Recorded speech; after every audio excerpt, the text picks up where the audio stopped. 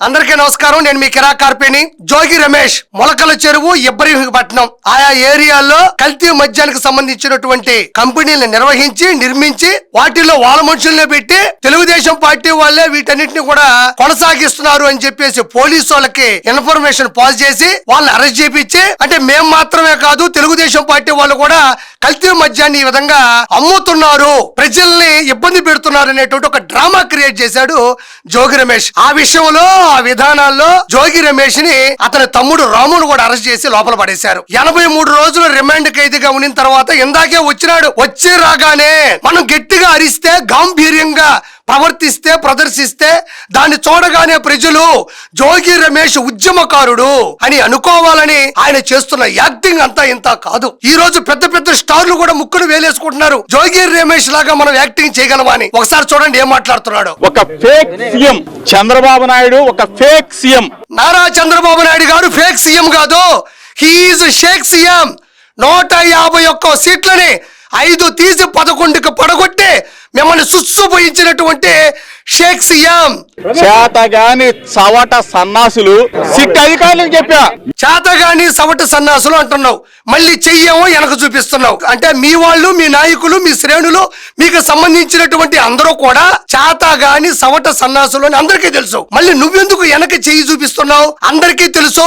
లేదంటే అద్దం ముందు నిలబడి మీ వాళ్ళని నువ్వే తిట్టుకుంటున్నావు అనేది కూడా జనాలకు అర్థం కాని పరిస్థితి. ఈ రోజు మీకు కుటుంబాలు ఉన్నాయి, మీకు పిల్లలు ఉన్నారు, మీకు వ్యవస్థ ఉంది. మాకు కుటుంబాలు ఉన్నాయి, మాకు పిల్లలు ఉన్నారు, మాకు వ్యవస్థ ఉంది. కానీ మేము దిగజారిపోవడం లేదు.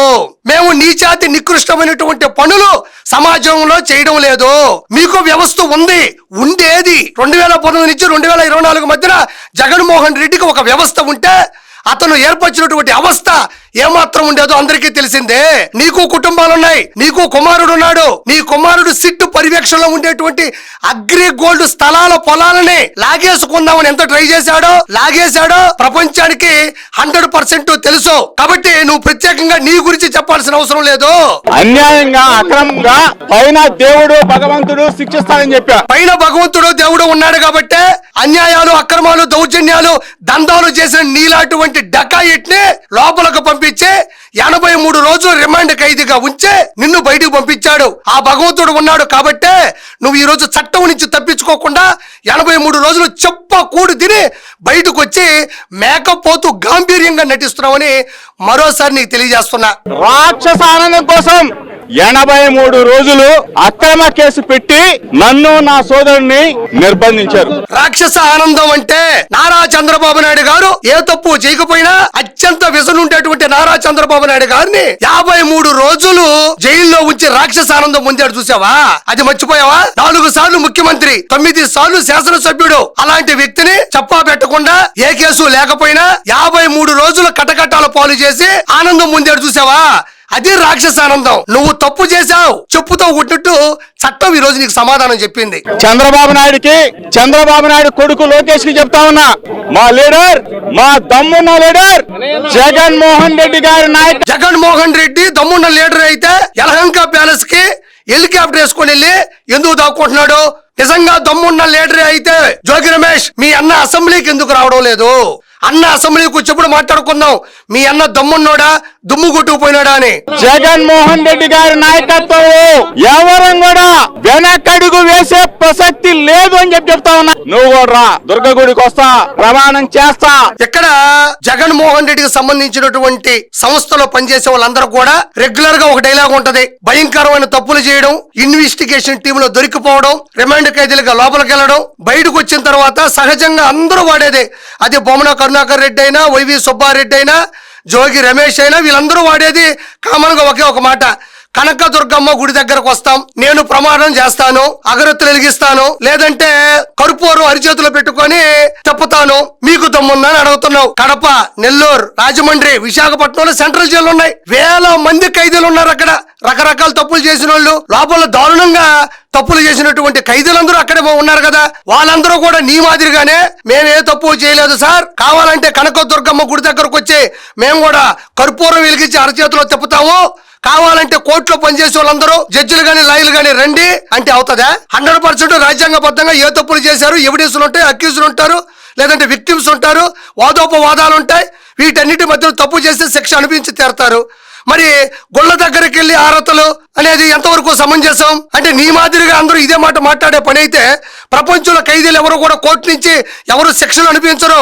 అందరూ గుళ్ళ ముందే కర్పూరాలు కొనుక్కొని కూర్చొని ఉంటారు. మరి పోనీ కర్పూరం చేతిలో పెట్టుకొని తిప్పినావు కదా అనుకుంటే కర్పూరాన్ని ప్రమిదిలో పెట్టావు, ప్రమిది తీసుకొచ్చి అరచేతిలో పెట్టుకున్నావు. అది ఎందుకు కాలుతుంది? మరి ఇలాంటి ఉపన్యాసాల్లో ఆ పని లేదు, నాకు అర్థం కాదు. లోకేష్ చెప్పండి, వాళ్ళ కొంచెం అతను పుట్టినరోజు కాబట్టి కొంచెం తక్కువగా మాట్లాడతాం, ఎందుకంటే తిట్టడం బాగోదు కాబట్టి. దిక్కుమాలిన దుర్మార్గులు కదా మీరు. వారం రోజుల్లో అతన్ని దుర్గగుడి దగ్గరికి రమ్మనండి, నా ఛాలెంజ్ స్వీకరించమనండి. తాబేదారులు తొత్తులతో మాట్లాడించొద్దు. లేదు, కాదు, కూడదు, దుర్గగుడికి రాను, తిరుమలకి రాను, లేకపోతే అక్కడికి రాను, ఎక్కడికి రానంటే తప్పదు. చంద్రబాబు నాయుడు ఇంటికి వెళ్ళాల్సి వస్తుంది మళ్ళీ. గతంలో కూడా ఇదే జోగి రమేష్ 2019 నుంచి 2024 జగన్మోహన్ రెడ్డి ఆధ్వర్యంలో జోగి రమేష్ కి మంత్రి పదవి ఇస్తాను, నువ్వు వెళ్ళి చంద్రబాబు నాయుడు గారి ఇంటి మీద పడిపో అంటే 100 మందిని వేసుకొని ఆ ఇంటి మీద పడిపోయినటువంటి రాక్షసత్వం జోగి రమేష్ ది. గతంలో కూడా జోగి రమేష్ చేశాడు. జోగి రమేష్ కాదు, ఇతని పేరు రోగి రమేష్. ఎవరైనా మంత్రి పదవి ఇస్తారన్నా, డబ్బులు కట్టబెడతారన్నా ఇళ్ల మీద పడిపోతాడు ఈ మనిషి. మళ్ళీ ఈ రోజు తెలుగుదేశం పార్టీ కూటమి ప్రభుత్వం ఉన్నప్పటికీ కూడా ఈ రోజు మళ్ళీ నేను వాళ్ళ ఇంటి మీద పడిపోతానంటున్నాడు. నేను జోగి రమేష్ కి సవాల్ ఇస్తున్నా, నీకు దమ్ముంటే నారా లోకేష్ గారు రావడం ఎందుకో? కార్యకర్త కిరాకార్పే వస్తాడు. నీకు దమ్ముంటే నువ్వు సమయం చెప్పు, నేను వస్తా, కరకట్ట ఇంటి ముందు నిలబెడతా. నీకు దమ్ముంటే నన్ను దాటి ఆ కంచె మీద నువ్వు చెయ్యి చూద్దాం. అంటే నీ ఇష్టం వచ్చినట్టు 2029లో మళ్ళీ అన్న వస్తాడు, మళ్ళీ ఇంటి మీద పడిపోతాను అని నేను డ్రామాలు ఆడితే అన్న మళ్ళీ నాకు 5 సంవత్సరాలు మంత్రి పదవి ఇస్తాడని చెప్పేసి కంత్రి మాటలు మాట్లాడుతున్నావేమో. నీకు దమ్ముంటే నేపాల్, నీకు దగ్గర పట్టాయి పాపాల్, నేపాల్ మా ఓటు వేసుకుంటావు కదా. నీకు దమ్ముంటే కరకట్ట ఇంటి దగ్గరికి నన్ను దాటి చంద్రబాబు నాయుడు గారి ఇంటి గేటు మీద నువ్వు చెయ్యి చూద్దాం, నువ్వు టచ్ అయ్యి. నీకు ఇదే మీకు మిడిసి పడుతున్నారు.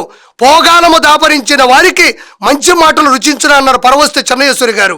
మీకు పోగాలము దాపరించింది, గుర్తుపెట్టుకో. సచిన్ క్రికెట్ ఆడతాడు, జగన్ అబద్ధాలు ఆడతాడు. నమస్కారం. Please subscribe to Leo news for more videos.